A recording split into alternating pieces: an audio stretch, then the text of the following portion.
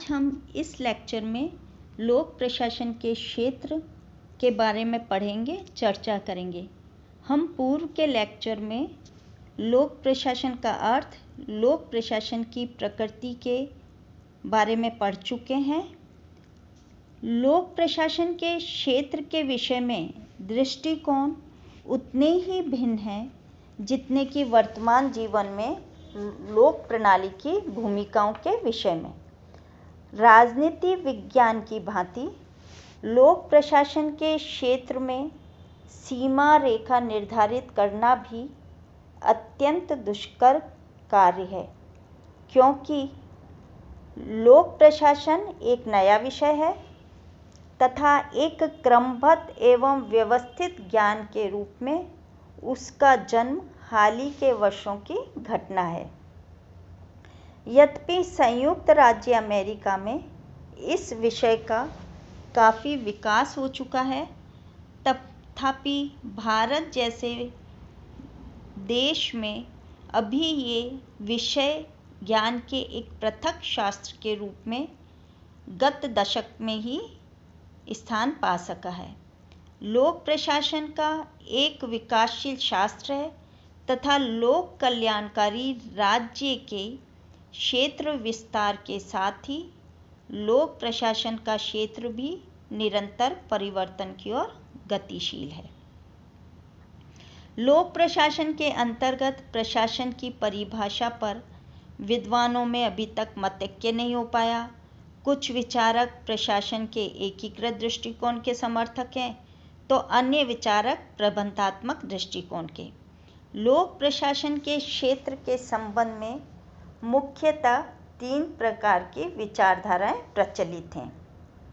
पोस्कोव विचारधारा, पाठ्य विषय की विचारधारा, समाजशास्त्रीय एवं मनोवैज्ञानिक विचारधारा। पोस्कोव विचारधारा लोक प्रशासन के परंपरावादी लेखक लूथर गुलिक के पोस्कोव को ही लोक प्रशासन का प्रमुख और एकमात्र क्षेत्र मानते हैं। पोस्कोव कुछ अंग्रेजी शब्दों के प्रथम अक्षर को मिलाने से बना है और ये अक्षर निम्नलिखित क्रियाओं का बोध कराते हैं। पोस्कोव शब्द में पी मीन्स प्लानिंग, यानी कि योजनाएं बनाना या नियोजन करना। इसका आशय है कार्यों की रूपरेखा तैयार करना एवं निश्चित ध्येय की प्राप्ति के लिए नीतियों को निर्धारित करना। ऑर्गेनाइजेशन यानी कि संगठन, अर्थात अधिकारी वर्ग के ऐसे स्थायी ढांचे का निर्माण करना जिसके द्वारा निश्चित उद्देश्य के लिए काम के उप विभागों की व्यवस्था की जाए, उन्हें क्रमबद्ध किया जाए, उनकी व्याख्या की जाए और उनमें समन्वय स्थापित किया जाए। एस मीन्स स्टाफिंग, अर्थात कार्मिक संगठन या कर्मचारियों की व्यवस्था करना, उपयुक्त व्यक्तियों को विभिन्न पदों पर नियुक्त करना, उनको प्रशिक्षण देना तथा उनके लिए कार्य करना, अनुकूल दशाओं का निर्माण करना। डी मीन्स डायरेक्टिंग, निर्देशन करना। इसका अभिप्राय है शासन संबंधी निर्णय लेना, उन्हीं के अनुरूप कर्मचारियों को विशिष्ट एवं सामान्य आदेश तथा सूचनाएं देना तथा उनका नेतृत्व करना। सीओ मीन्स कोऑर्डिनेशन, यानी कि समन्वय करना अथवा कार्य के विभिन्न अंगों का परस्पर संबंध करना और उनमें समन्वय स्थापित करना, अर्थात उनमें परस्पर व्याप्ति तथा संघर्ष को बचाना। आर मीन्स रिपोर्टिंग, प्रतिवेदन या रिपोर्ट तैयार करना, अर्थात प्रशासकीय कार्यों की प्रगति के बारे में उन लोगों को सूचनाएं देना जिनके प्रति कार्यपालिका उत्तरदायी है तथा निरीक्षण, अनुसंधान, अभिलेखन आदि द्वारा इस प्रकार की सूचनाओं का संग्रह करना। बी मीन्स बजटिंग, बजट तैयार करना या वित्तीय प्रशासन। इसके अंतर्गत वित्तीय योजना तैयार करना, हिसाब किताब रखना, प्रशासकीय विभागों को वित्तीय साधनों द्वारा अपने नियंत्रण में रखना आदि को शामिल करते हैं। बजटिंग अपने व्यापक अर्थ में संपूर्ण वित्त प्रशासन को समाहित करता है। पॉस्को विचार वर्ग की मान्यता है कि योजना, संगठन, कर्मचारियों का निर्देशन, कार्यों का समायोजन तथा नियंत्रण, रिपोर्ट, बजट की तैयारी आदि वे मौलिक बातें हैं जिनका ज्ञान किसी भी प्रशासन के लिए अनिवार्य है। यदि पोस्कोप की इन प्रक्रियाओं का मौलिक ज्ञान किसी व्यक्ति को है तो वह सभी प्रकार के संगठन में किसी भी प्रकार के क्षेत्र का प्रशासन चला सकता है। ये प्रक्रियाएं अथवा प्रविधियां प्रशासन अर्थात प्रबंध के समस्त क्षेत्रों पर समान रूप से लागू होती हैं। यह दृष्टिकोण लोक प्रणाली को एक विशिष्ट तकनीकी ज्ञान मानता है और इस दृष्टि से प्राइवेट तथा पब्लिक एडमिनिस्ट्रेशन के अंतर को क्षेत्रीय न मानकर पद्धतीय मानता है। पोस्कोप को ही लोक प्रशासन का क्षेत्र मानने वाले लूथर गुलिक कहते हैं कि लोक प्रशासन एक विशेष प्रकार का ज्ञान है जिसे एक विज्ञान की तरह पढ़ा जाना चाहिए। आज इसी विशिष्टीकृत ज्ञान के विचार को लेकर प्रबंध विज्ञान आगे बढ़ रहा है।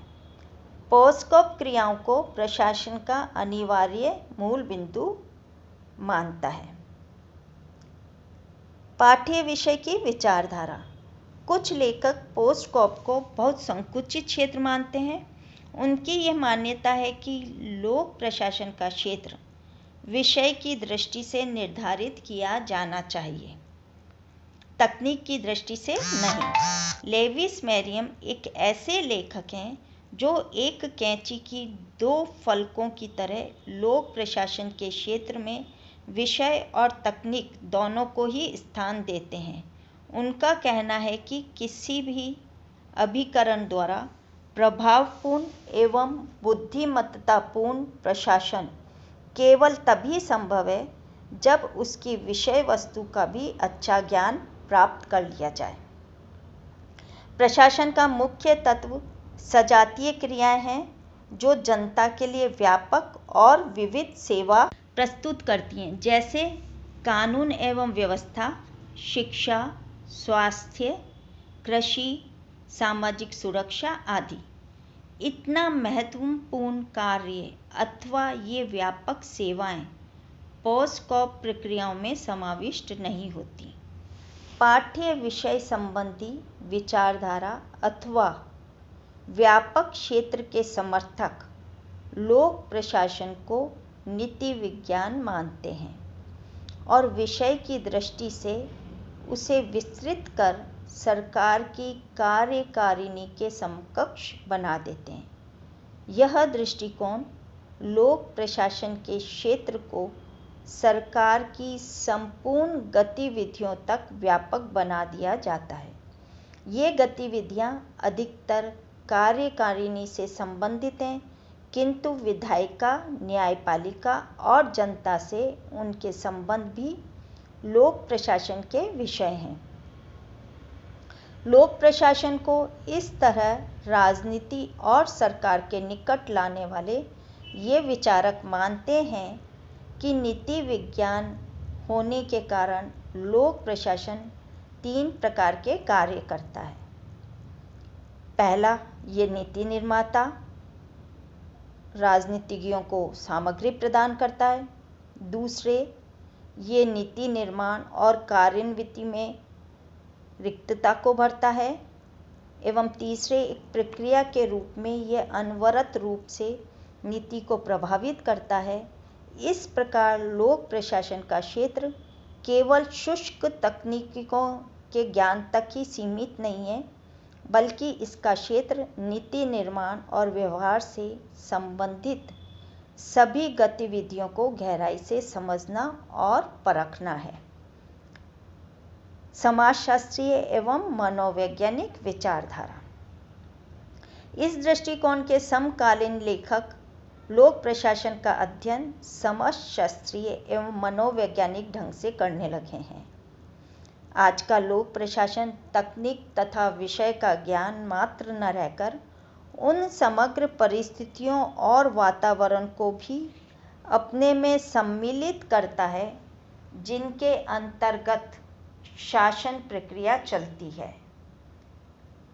फ्रेडरिक रिक्स, जो परिस्थिति विज्ञान संबंधी अध्ययन के प्रवर्तक हैं, कहते हैं कि लोक प्रशासन का अर्थव्यवस्था, संचार व्यवस्था, राजनीति, संस्कृति आदि को ध्यान में रखकर अध्ययन किया जाना चाहिए। तुलनात्मक प्रशासन के क्षेत्र में हैडी के प्रयत्न आज लोक प्रशासन की संस्कृति अथवा संस्कृति से आबद्ध लोक प्रशासन की प्रक्रियाओं पर बल देते हैं।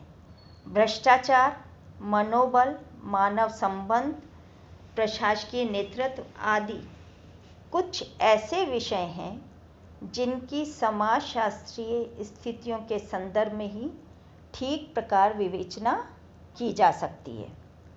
लोक प्रशासन का अध्ययन क्षेत्र पॉस्कॉप की धुरी से आरंभ होकर एक वृत्तर वृत्त के रूप में ज्ञान की समाजशास्त्रीयता को अपने में आविष्टित करने लगा है। लोक प्रशासन आज काम करवाने का तकनीकी ज्ञान तो बढ़ाता ही है, अपितु ये तकनीकें किन क्षेत्रों में, किन स्थितियों में प्रभावशाली होती हैं, यह भी इसके क्षेत्र का एक अंग है।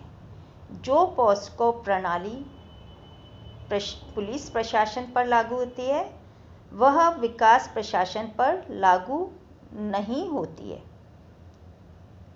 फेलिक्स ए निग्रो ने लोक प्रशासन के क्षेत्र के विभिन्न पहलुओं को निम्नानुसार दिया है। लोक प्रशासन सरकारी ढांचे में एक सहकारी वर्षीय प्रयत्न है। ये सरकार की तीनों शाखाओं कार्यपालिका, व्यवस्थापिका, न्यायपालिका तथा उनके पारस्परिक संबंधों का अध्ययन करता है। यह सरकारी नीति के निर्माण में महत्वपूर्ण योगदान देता है और इस तरह राजनीतिक प्रक्रिया का एक अंग है। ये नीति प्रशासन से अधिक महत्वपूर्ण है और बहुत कुछ उससे भिन्न भी। अध्ययन एवं प्रयोग के क्षेत्र में हाल ही के वर्षों में यह मानवीय तत्व संबंध दृष्टिकोण से बहुत प्रभावित हुआ है। समाज की सेवाएं प्रदान करने में यह अनेक निजी व्यक्तियों और वर्गों से घनिष्ठ रूप में संबंधित है। Thank you.